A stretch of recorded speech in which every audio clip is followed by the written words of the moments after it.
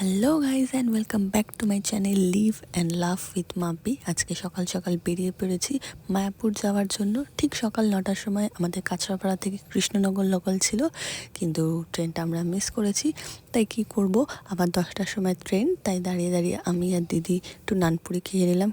কিছুক্ষণের মধ্যে আমার ট্রেনটাও এসে যায়, তারপরে আমরা সবাই মিলে ট্রেনে উঠে পড়ি। অ্যান্ড লাকিলি আমি আজকে জানলার ধারে সিট পেয়ে যাই। তারপর কিছুক্ষণের মধ্যেই আমরা পৌঁছে গেলাম কৃষ্ণনগর স্টেশন।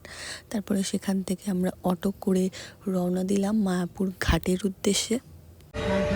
সবার প্রথমে ট্রেন মিস, তারপরে ট্রেন লেট, আর এখন অটোই খারাপ হয়ে গেছে, মাঝ রাস্তায় দাঁড়িয়ে রয়েছে। এত ভালো কার সাথে হয়? আমার সাথে হয়। আমাদের অটো খারাপ হয়ে গেছে, তাই অটো থেকে শিফট করে এখন টোটোতে এসেছি। টোটো থেকে এবার আমরা যাই, টোটো খারাপ হয়ে যাবে। তারপরে টোটো খারাপ হয়ে গেলে কিছু করার নেই, কপালটা খুব ভালো তো, বিপয়ন এসছে তো তাই। তারপর টোটো করে আমরা মায়াপুর ঘাটের উদ্দেশ্যে রওনা হলাম। অ্যান্ড ফাইনালি আমরা ঘাটে পৌঁছে গেছি। ঘাট পার হওয়ার জন্য ফেরি ভাড়া নেওয়া হয় পার পারসন 3 টাকা করে, যেটা খুবই কম। আমাদের আস্তে আস্তেই ঠিক সামনের নৌকাটা ছেড়ে দিল, তাই আমরা এখানে একটু দাঁড়িয়ে গেলাম, ওয়েট করছি যে পরের নৌকাটা আসবে বলে। এখানে দাঁড়িয়ে একটু ছবি টবিও তুলে নিলাম আমরা। সো ফাইনালি আমরা মায়াপুর ঘাটে পৌঁছে গেছি, আর এই যে সবাই পুরো টিম। আর এই যে আমি, যে নৌকার সামনেটা ফাঁকা পেয়ে আবার দাঁড়িয়ে পড়েছি, ছবি তুলছি, পোস্ট দিচ্ছি, ভিডিও নিচ্ছি, কারণ আমার তো আর কোনো কাজ নেই। ঘাট পার হওয়ায় এখান থেকে ঠিক 5-7 মিনিটের ওয়াকিং ডিস্টেন্সে মায়াপুর, তাই আমরা ডিসাইড করলাম যে আমরা হেঁটেই যাব। আর মন্দির দেখতে পেয়েই সবাই মিলে দূর থেকে একটা প্রণামও করে নিলাম। ফাইনালি আমরা গেটের সামনে এসে গেছি। এখন ভিতরে গিয়ে সবার আগে আমরা খাওয়ার জন্য টিকিটটা কাটবো, কারণ অলরেডি আমরা অনেক লেটে এসে পৌঁছেছি, 1-1:30 বেজে গেছে। এরপর হয়তো টিকিট ডিস্ট্রিবিউশনও হবে না, তাই সবার আগে আমরা টিকিটটা কেটে নেব। মন্দিরের ভেতরে এখনও কাজ চলছে, এখনও মন্দির পুরোপুরি কমপ্লিট হয়ে ওঠেনি। এটা এখনও হয়তো কিছুদিন সময় লাগবে পুরোপুরি কমপ্লিট হওয়ার জন্য। ফাইনালি আমরা টিকিটটা কেটে ফেলেছি। আর দুপুরের খাওয়ার জন্য আমরা যে টিকিটটা কেটেছি সেটা ছিল গদা ভবনের, যার প্রাইস ছিল 80 টাকা। তো গদা ভবনের ভিতরে আমরা ঢুকে গেছি। এখন লাইন দিয়ে ভিতরে গিয়ে আমরা প্রসাদ নেব।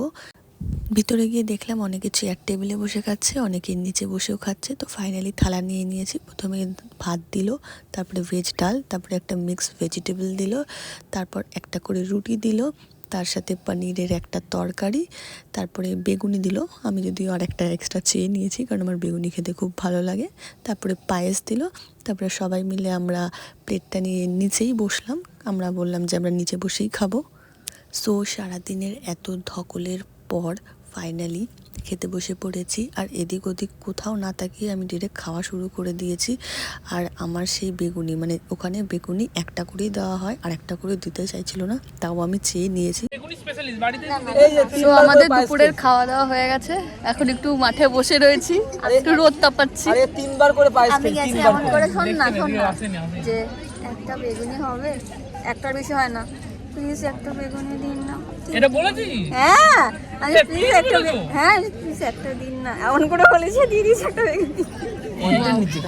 সেই ঐতিহাসিক বেগুনি স্টোরির পর আমরা একটু এদিক ওদিক ঘুরতে শুরু করে দিলাম, দেখছিলাম কি কি পাওয়া যায়। আমি একটু হাড়গুলো দেখে নিচ্ছিলাম, বাট অনেস্টলি এখানে যথেষ্ট কস্টলি জিনিসপত্র।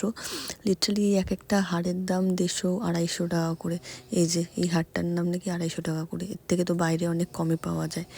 তারপর কিছুক্ষণ পরেই আমি এই গরুর গাড়িটা দেখতে পেলাম, যদিও এই গরুর গাড়িটা মডিফাইড গরুর গাড়ি, পুরনো গরুর গাড়ির মতো না। তবে আমরা টোটো করে গোশালার দিকে রওনা দিলাম, কারণ আমি সেই গরুর গাড়িতে ওঠার মতো সাহস নেই, কারণ আমার গরু খুব ভয় লাগে। তারপর আমরা সবাই গোশালায় পৌঁছে গেলাম। আর ভেতরে দেখে আমি তো লিটারালি শকড হয়ে গেছি। এখানে এত গরু রয়েছে, আর এরা সবাই শান্তভাবে দাঁড়িয়ে রয়েছে। এটা দেখেই আমি অবাক যে গরু এত শান্তভাবে দাঁড়িয়ে রয়েছে, কারণ আমার গরুর সাথে একটা ভীষণ ব্যাড এক্সপিরিয়েন্স রয়েছে। তো সেই কারণে আমি ভীষণ গরু ভয় পাই। আর এখানে দাদা কি সুন্দর গরুটাকে আদর করছে, মানে আমি তো দূর থেকে দেখে ভয় পাচ্ছি, পাশে দাঁড়িয়ে বাচ্চাটাও আদর করছে। তো আমার এতটা সাহস হলো না, আমি দূর থেকে দাঁড়িয়ে সেই ভিডিওই করছিলাম। এই যে একটু সাহস দেখিয়ে আমি একটু গরুর কাছে যাওয়ার চেষ্টা করছি। মায়াপুর আসলে এই জায়গাটা মাস্ট ভিজিটেড, যথেষ্ট সুন্দর একটা জায়গা, ভীষণ শান্তিময় জায়গা। আর ওরাও যথেষ্ট শান্তিভাবে দাঁড়িয়ে রয়েছে। দেখে মনে হচ্ছে বড্ড হিংস্র, বাট একদমই হিংস্র নয়। হ্যাঁ, যদি আমি ভয় পাই তো সেই কারণে কাছে যাচ্ছি না, বাট সবাই এসে আদর টাদর করছে এখানে। এখানে একজন কাকু নিজের ওয়েটের সমতুল্য খাদ্য দান করছে এখানকার গরুগুলোর জন্য, যেটা খুবই ভালো ব্যাপার। দইটা কেমন? এটা গোশালার দই, এখানকার নিজস্ব দই, খুব সুস্বাদু, খুব ভালো খেতে। আপনারা আসুন এবং গ্রহণ করুন। আমরা প্রভুপাদ মন্দিরের দর্শন করা হয়ে গেছে। এখন আমরা মেন মন্দিরের দিকে যাচ্ছি, কারণ মেন মন্দির 4টের সময় খুলে গেছে। তো ওখানেই এখন যাচ্ছি, সন্ধ্যা আরতি দেখব। মন্দিরের ভেতরের কোনো রকম ফুটেজ আমি নিতে পারিনি, তার কারণ মন্দিরের ভেতরের ফোন অ্যালাউড নয়। আর এখানকার সন্ধেবেলার অ্যাটমসফিয়ারটা একদম আলাদা।